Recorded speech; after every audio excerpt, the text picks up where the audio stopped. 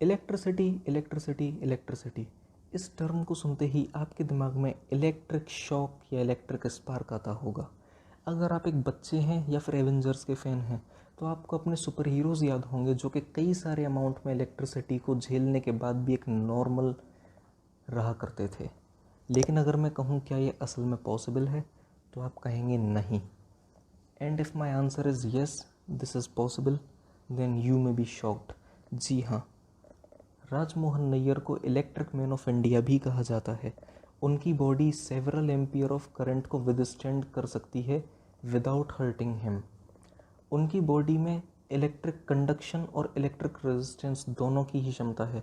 सर्वे के मुताबिक या फिर एक एक्सपेरिमेंट के मुताबिक उनकी बॉडी एक आम ह्यूमन बॉडी के मुकाबले 10 टाइम्स ज़्यादा रेजिस्टेंट है। उन्हें अपनी इस कैपेबिलिटी का पता तब चला जब वो 7 ईयर्स ओल्ड थे और उनकी मदर की डेथ हो गई थी। वो काफ़ी डिप्रेशन में आ गए थे और सुसाइड करने का प्लान कर लिया था।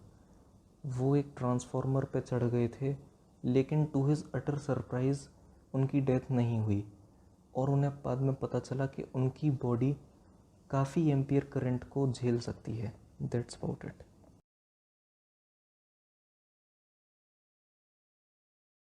तो अगले जिस सुपर ह्यूमन के बारे में मैं बात करने जा रहा हूँ उसे कैलकुलेशन के लिए ब्लैक बोर्ड और चौक या फिर पेन पेपर की नहीं, उसके लिए उसका मेंटल ब्रेन ही काफ़ी है। जी हाँ, next super human is Scott Flansberg, also known as the human calculator. उनके नाम पे Guinness book of world record भी दर्ज है। उन्हें अपनी इस कैपेबिलिटी का पता तब चला जब वो 9 साल के थे और एक मैथ्स लेक्चर अटेंड कर रहे थे।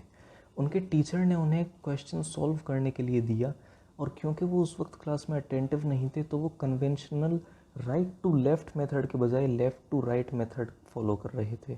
और बाद में उन्हें पता चला कि उन्होंने इस क्वेश्चन को लेफ़्ट टू राइट मेथड करते हुए काफ़ी जल्दी सॉल्व कर लिया।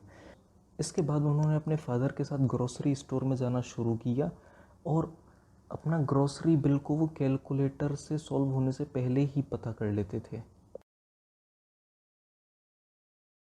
अगर आप में से किसी ने ग्लास इंजरी को एक्सपीरियंस किया हो तो शायद आपको याद होगा कि वो कितना टेरेबल होता है।